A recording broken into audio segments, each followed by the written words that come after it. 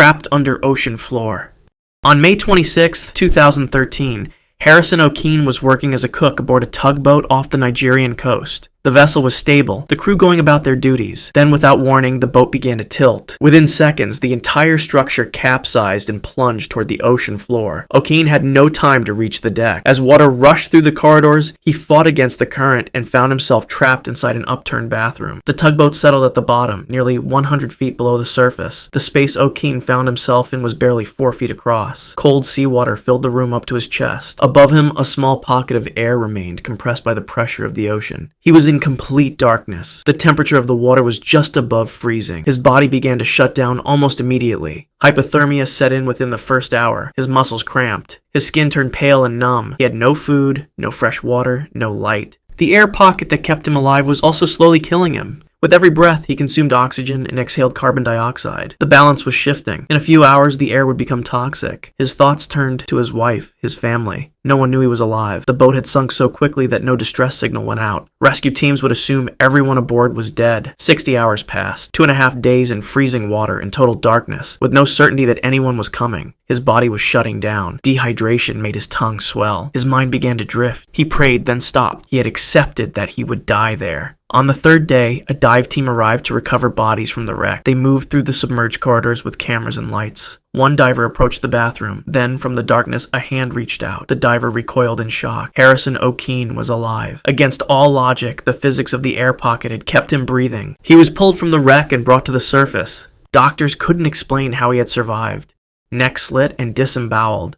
On December 18, 1994, Alison Botha was leaving her home in Port Elizabeth, South Africa. 2 men forced her into her own car at knife point. They drove her to a remote area outside the city. What followed was a prolonged attack. She was assaulted inappropriately, then stabbed repeatedly in the abdomen and chest. The men decided she had seen their faces. They could not leave her alive. One of them pulled out a knife and began cutting her throat. He slashed 16 times, each cut deeper than the last. Her windpipe was severed. Her arteries were opened. Blood poured from her neck and soaked into the dirt. The men believed she was already dead. They drove away and left her body in the sand. But Alison was still conscious. She could feel air moving through the wounds in her throat with each attempted breath. When she tried to sit up, she realized her abdomen had been sliced open. Her intestines had spilled out onto the ground. Medical reality said she should have bled out within minutes. The combination of injuries was unsurvivable, yet her heart kept beating. She made a decision. She gathered her intestines in her hands, held them against her body, and used her denim shirt to keep them in place. Then she stood up. Every movement risked tearing something vital. Every step caused more blood loss. Her throat had been cut so many times that the muscles and tendons were barely holding her head in place. Breathing through the severed windpipe created a horrible wet sound with each attempt. She began to crawl toward the road. The distance was over 300 feet. It took nearly an hour. When she finally reached the pavement, she collapsed in the middle of the lane. A passing motorist saw her and stopped. He later said he thought she was already dead until she moved her hand. Alison was rushed to a hospital. Surgeons worked for hours to repair the damage. The 16 slashes to her throat had missed her carotid artery by millimeters. Her intestines were cleaned and returned to her body. She survived. Both attackers were later arrested and sentenced to life in prison, left with no arms. On September 29, 1978, 15-year-old Mary Vinson was hitchhiking along Interstate 5 in California. A man in a blue van stopped and offered her a ride. She accepted. They drove for nearly 50 miles before he turned off the highway onto a remote dirt road. He attacked her inappropriately in the back of the van, then dragged her outside. He pulled a hatchet from the vehicle. Mary tried to fight back, but he overpowered her. He forced her arms out in front of her body and swung the hatchet down. The first strike severed her left forearm just below the elbow. The second strike took her right forearm. Both limbs fell to the ground. Blood sprayed from the exposed arteries in violent pulses. He picked her up and threw her over the edge of a nearby cliff. The drop was over 30 feet. He drove away, believing she would bleed out within minutes. Mary hit the bottom of the ravine and lost consciousness. When she woke, both of her arms ended in ragged stumps. Blood was still pumping out in rhythmic spurts. She knew she had less than 10 minutes before she bled to death. The pain was overwhelming, but shock kept her moving. She looked around and saw thick mud near the base of the cliff. She crawled toward it and packed the cold, wet clay into the open wounds. The mud created a seal that slowed the bleeding. It was enough to buy her time. Then she looked up. The cliff she had been thrown from loomed above her. The only way to reach the road was to climb back up, with no hands, no forearms, only stumps covered in mud and blood. She pressed her elbows into the dirt and began to pull herself upward. Every movement tore at the injuries. Every grip sent waves of agony through her body. She used her teeth to grab onto roots and rocks. It took over an hour to reach the top. When she finally made it to the roadway, a couple in a car saw her and stopped. Mary was rushed to a hospital. Surgeons stabilized her, but her arms could not be reattached. The man who attacked her was later arrested and sentenced to 14 years in prison. Survived 9 bullet shots. On March 18, 1915, Wenceslao Miguel was a soldier fighting in the Mexican Revolution. He was captured by opposing forces and sentenced to be game overed without trial. No defense, no appeal. He was taken to a wall at dawn and told to stand still. A firing squad of 9 men lined up in front of him. They raised their rifles. The commander gave the order. 8 rifles fired at once. Bullets tore through Miguel's chest and abdomen. One pierced his left lung. Another shattered 2 ribs. A third ripped through his stomach. He collapsed to the ground, bleeding from multiple entry wounds. But he was still breathing. His eyes were still open. The commander walked over to finish the job. He pulled out a pistol, pressed the barrel against Miguel's head just above his right eye, and fired at point-blank range. The bullet entered his skull, passed through his brain, and exited near his jaw. Miguel's body went limp. Blood pooled beneath his head. The soldiers checked for a pulse. They found none. They assumed he was dead and walked away to prepare the next prisoner. But Miguel was not dead. The bullet had somehow traveled through his head at an angle that avoided the most vital structures. His heart was still beating. His lungs, though damaged, were still pulling in air. He remained motionless on the ground, not daring to move. He could hear the soldiers talking nearby. He could feel the warmth of his own blood soaking into his shirt. Minutes passed. Then an hour. When the soldiers finally left the area, Miguel opened his eyes. His vision was blurred, and his body screamed in pain with every slight movement. He forced himself to stand. Blood dripped from 9 separate wounds. He staggered away from the wall and found help from sympathetic locals who hit him until he could escape the region. Doctors later examined him and confirmed the impossible. 9 bullets had entered his body. 8 remained lodged in his torso. 1 had passed completely through his skull. The entry wound above his eye and the exit wound near his jaw were clearly visible for the rest of his life. Wenceslao Miguel lived for decades after his scheduled end, carrying the scars as proof, mauled twice by bear.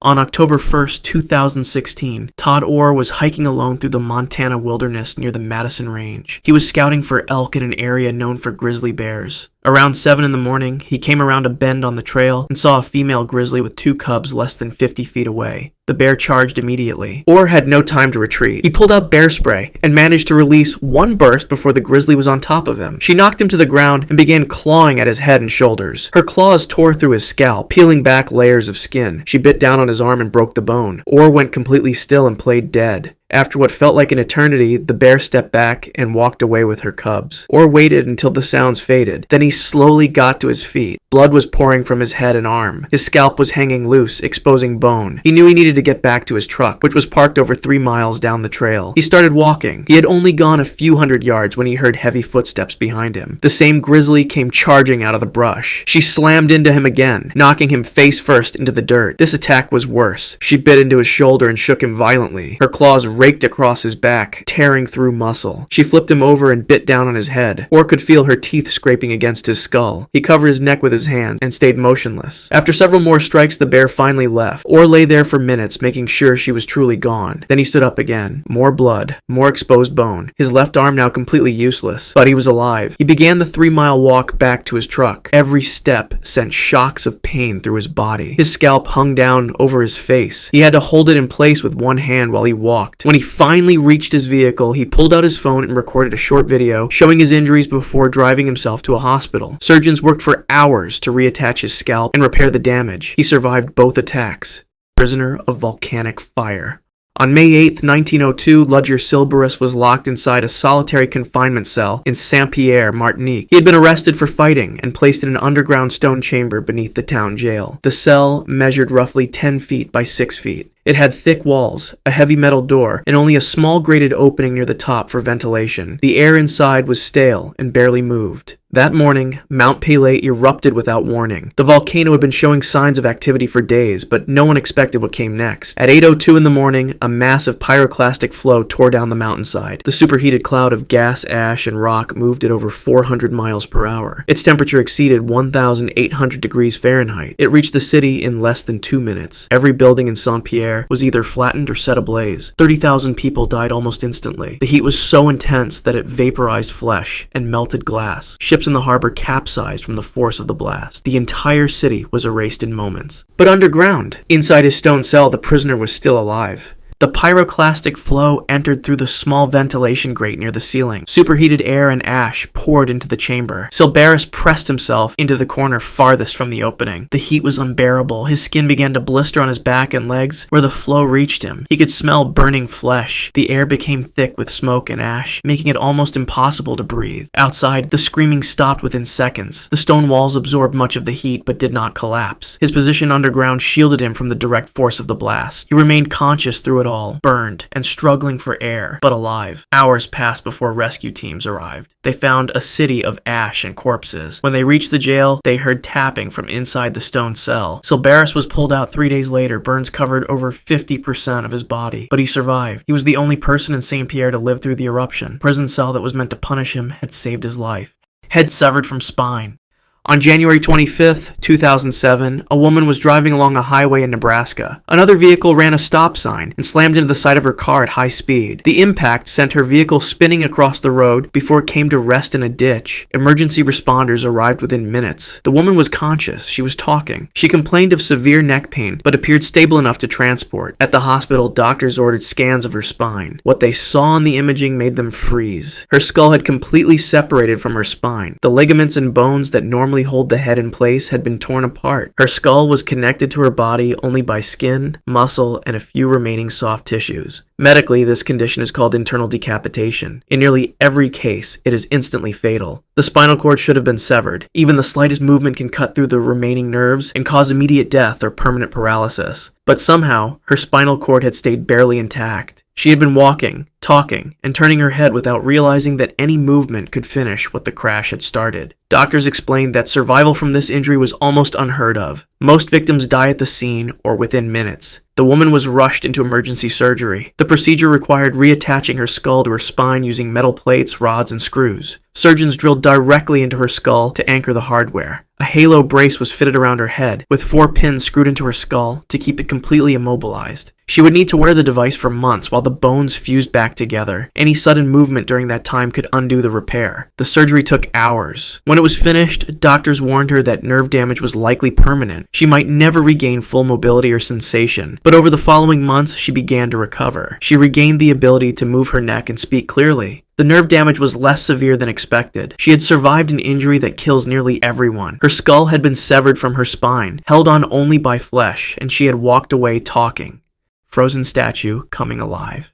On December 20th, 1980, 19-year-old Jean Hilliard was driving home along a rural road in Lengby, Minnesota. The temperature that night had dropped to 25 degrees below zero. Her car hit a patch of ice, slid off the road, and became stuck in a snowbank. She was miles from the nearest town. The engine died, and the heater stopped working. Jean knew she could not stay in the car. She remembered a house about 2 miles away, and decided to walk there for help. She stepped out into the freezing darkness wearing only jeans and a light jacket. The wind cut through her clothing immediately. The snow was waist-deep in some places. She pushed forward, but the cold sapped her strength with every step. Less than a quarter mile from the house, her body gave out. She collapsed face down in the snow. Her friend Wally Nelson found her the next morning. She was lying in his driveway, completely motionless. Her body was frozen solid. Her skin was pale gray and hard as ice. When Wally tried to move her, her arms and legs would not bend. They were rigid like wood. He checked for a pulse but could not find one. Her eyes were open but did not react to light. Her face showed no expression. For all observable signs, Jean Hilliard was dead. Wally called an ambulance. Paramedics arrived and carefully loaded her frozen body onto a stretcher. At the hospital, doctors measured her core body temperature at 80 degrees Fahrenheit. Normal body temperature is 98.6 degrees. Anything below 95 is considered severe hypothermia. Jean's temperature was 18 degrees below that threshold. At that level, ice crystals form inside cells and destroy them permanently. The brain shuts down. The heart stops. Death is certain. But doctors decided to try warming her body slowly. They wrapped her in electric heating blankets and monitored her vitals. Hours passed. Then faintly, a pulse appeared. Her fingers began to move. Her eyes started to respond. After several more hours, Jean opened her eyes fully and spoke. She was alive. Over the next few days, she regained full function of her body. No brain damage, no amputations, no permanent injuries. Doctors could not explain how she survived. Jean Hilliard had been frozen solid for over 6 hours and came back with nothing wrong. If you want to see more videos like this, click the video on screen now and make sure to subscribe.